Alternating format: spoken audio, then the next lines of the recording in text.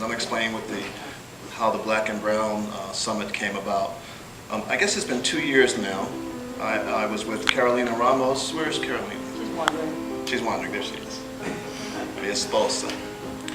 We were in Las Vegas together, and Carolina, you and Mandy might as well. If Mandy comes back, you can sit up here. Oh, Mandy, why don't you sit down? And I'll introduce you at the same time.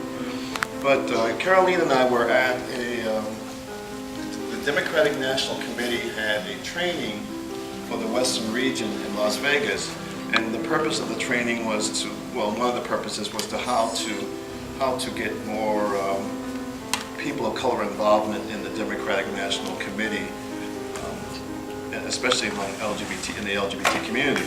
And so there were a number of speakers, and none of them had met each other. So we spoke, and then we kind of were left on our own. And they kind of like, "Thank you for speaking." We never heard from them or saw them again, or no one invited us any place. So we were kind of stuck with each other. So we spent the day.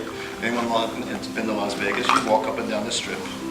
And we went up and down the Strip, and one of the things that happened, we started talking about our lives and our cultural background.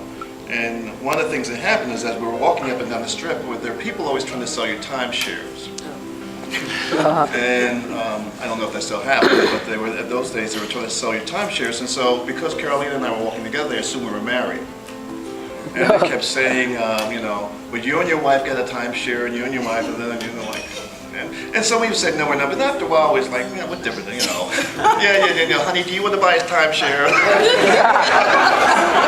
Are you giving any free weekends, any place, any meals? What are you giving us? So by the time we left Las Vegas, like many people go to Las Vegas, we were married.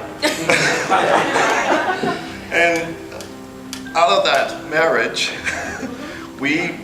our child is the Black and Brown Summit, because we talked about how do we bring Black and Latino people, and not to the exclusion of anyone else, but our experiences being Black and Latino, that how do we bring people together to talk about our issues, because in many of the places in the country we're pitted against one another, and we're fighting for crumbs. And actually, when you look at our agenda and the needs of our community are very similar, so how do we foster a conversation and foster collaboration? So we decided that we were going to have our Black and Brown Summit, and I said, well, I don't have any money, Carolina, but I can promise you, being a good husband, I'll be a good provider. And right. that I'm going to be a good provider, and I said, I'm going to find the money. And so we were able to get some funding from the columnist, Maddie, gave us some money. Always clap for your funding. Yeah, right.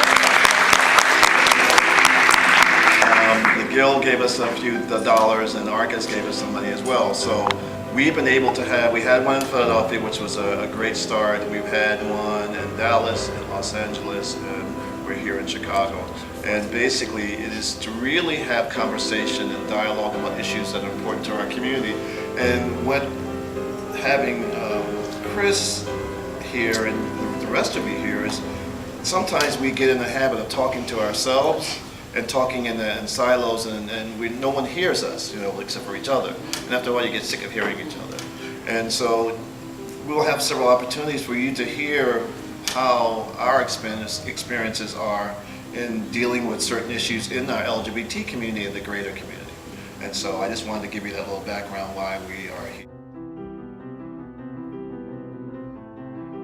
About 2 years ago, I really had a sense in looking particularly at Jewish community organizing and African American community organizing, that those communities viewed strategically how to develop their leaders over generations, that it wasn't just handled in an ad hoc basis, and that leaders, when they came into the movement, could be expected to be supported through youth, adult, elder, through their entire lifespan.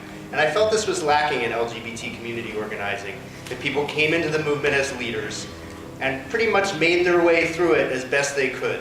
So the LGBT Leadership Initiative is seeking to develop a strategy for long-term leadership development in our movements. And it really made sense for us to come together today, for us to share what we learned with the Black and Brown Summit, and to listen to the Black and Brown Summit specifically about what's needed for Latino and African American leadership development. So we're thrilled to be here, we're thrilled to be working cooperatively, and looking forward to see how the weekend goes. Thanks, Earl.